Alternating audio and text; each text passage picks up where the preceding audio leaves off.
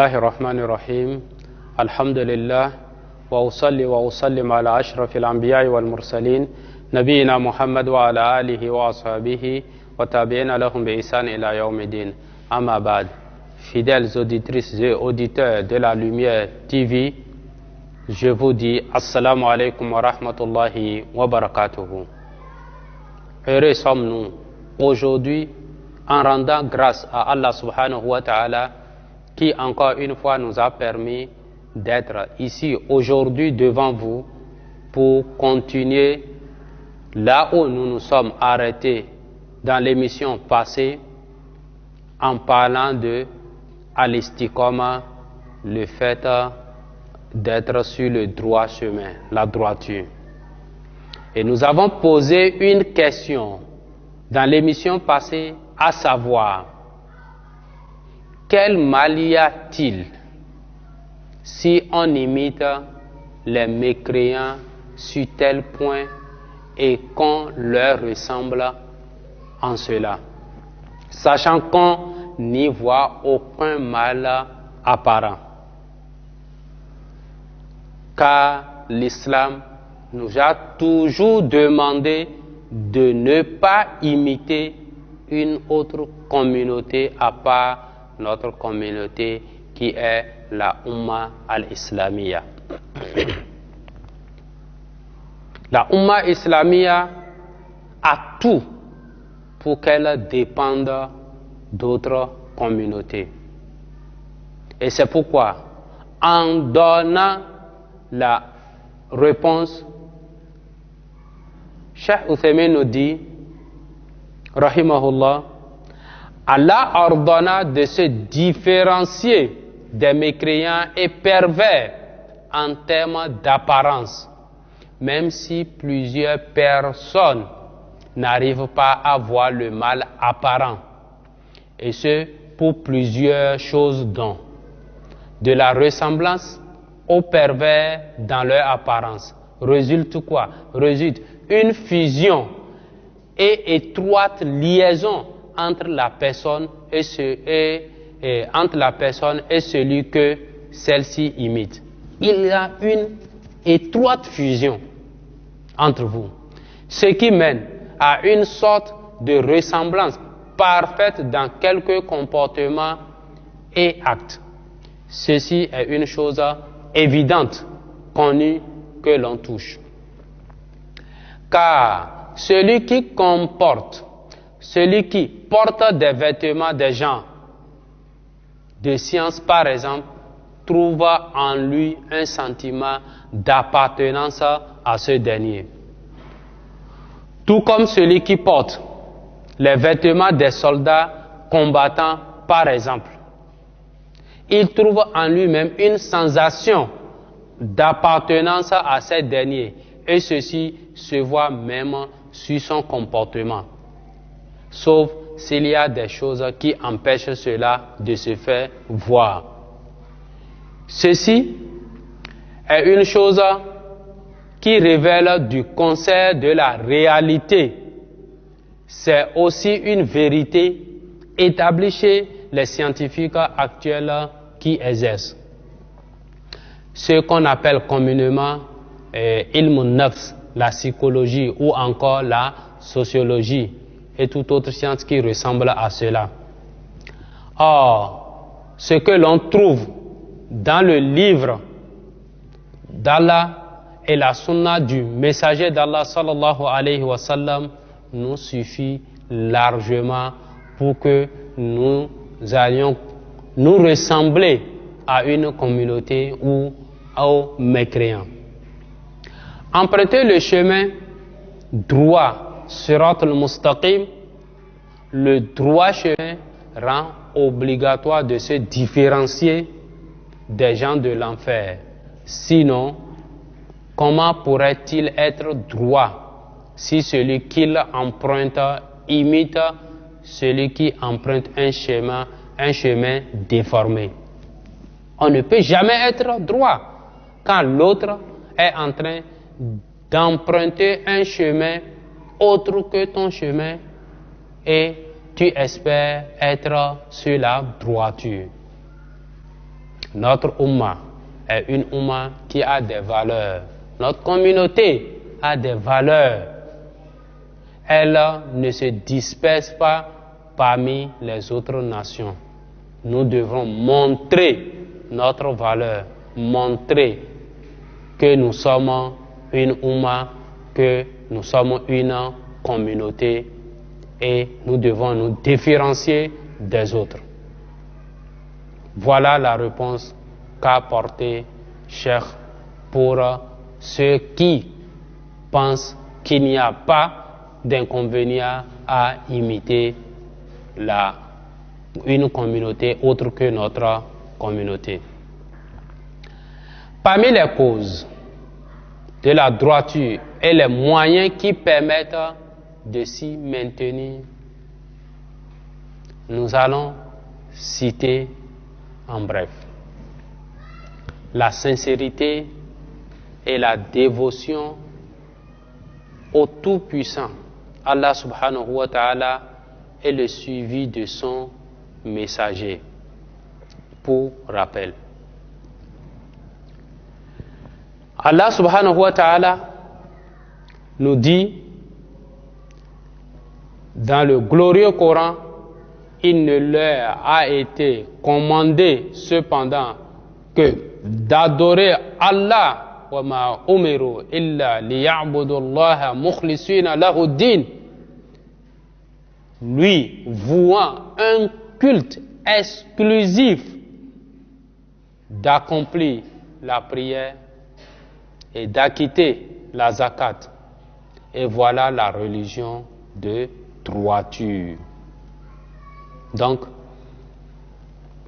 l'adoration, notre culte doit être voué à Allah, rien qu'à lui subhanahu wa ta'ala. Voilà la religion de la droiture. Ce qui peut encore nous aider à nous maintenir sur le chemin de la droiture, le pardon et le repentir. Allah subhanahu wa ta'ala a subordonné le succès et le salut au repentir. Et il nous dit, et prenez et repentez-vous tous devant Allah. Wa tubu ila Allahi jami'an. Et repentez-vous tous devant Allah. Ô croyant, n'es-tu pas croyant? Si tu es croyant, Allah te donne l'ordre de te repentir afin que vous récoltiez le succès. Ce qui peut encore nous aider à nous maintenir sur le droit chemin, la demande des comptes à soi-même. Allah nous dit, ô vous qui avez cru, craignez Allah, que chaque âme voit bien ce qu'elle a avancé pour demain, et craignez Allah, car Allah est parfaitement connaisseur de ce que vous faites. Coran 59, verset 18. En expliquant ce verset, Ibn Kathir, rahimahullah, a dit, cela veut dire, je cite, faites votre propre examen avant d'être soumis à l'examen du jour du jugement dernier, et vérifiez ce que vous avez mis en réserve pour vous-même en termes de bonnes œuvres, en prévision de votre retour et de votre parade devant votre Seigneur subhanahu wa ta'ala. Quelque chose encore qui peut nous maintenir sur cette voie, le fait d'accomplir les 5 prières quotidiennes en groupe, car elles constituent un lien entre le fidèle et son Seigneur. Et l'un des facteurs déterminants pour éviter quoi? Pour éviter la turpitude et tout ce qui est blâmable. Dieu nous dit, en vérité, la prière préserve de la turpitude et du blâmable. Coran 29, verset 45. Une question. Dieu nous dit ici que la prière préserve de la turpitude et du blâmable. Mais nous voyons des musulmans qui boivent l'alcool, des musulmans qui font de la fornication, des musulmans qui mentent, des musulmans qui mangent l'intérêt usuraire, des musulmans qui rompent les liens de parenté, des musulmans qui font les choses abominables. Alors que Dieu nous dit que la prière préserve de la turpitude et du blâmable. Si tel est le cas, pourquoi la prière n'empêche pas ces musulmans de commettre ces actes-là? Oui, parce qu'ils ne font pas la prière comme le prophète l'a fait. Sallu kama ra'aytumuni usalli. Combien aujourd'hui, même à partir des toilettes intimes, n'arrive pas à bien faire sa toilette? Il faut d'abord bien faire la toilette. Maintenant, faire l'ablution selon la recommandation et selon l'enseignement du prophète sallallahu alayhi wa sallam.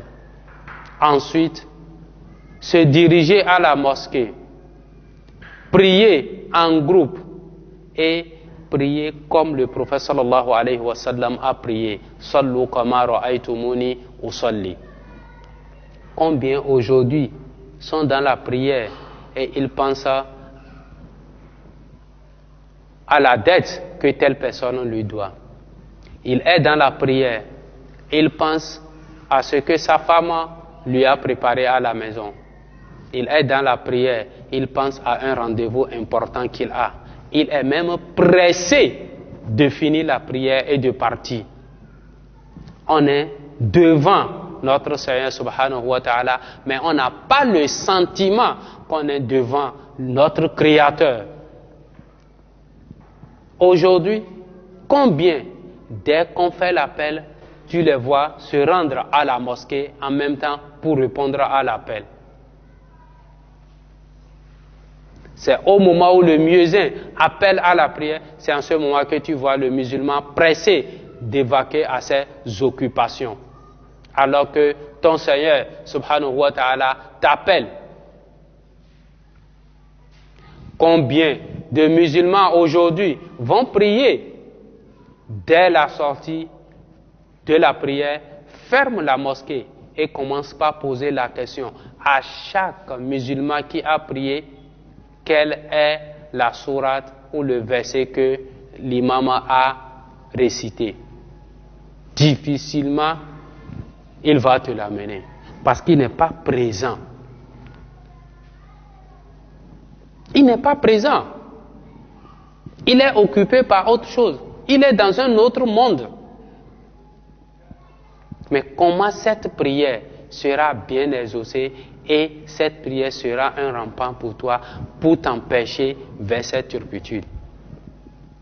Or, c'est la première des choses que Allah subhanahu wa ta'ala va nous demander le jour du jugement dernier. Awwal ma yuhasabu al-abdu yawm al-qiyamah as-salah.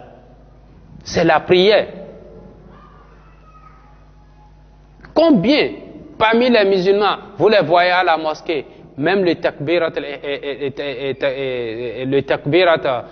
de rentrer dans la prière ne savent même pas le faire.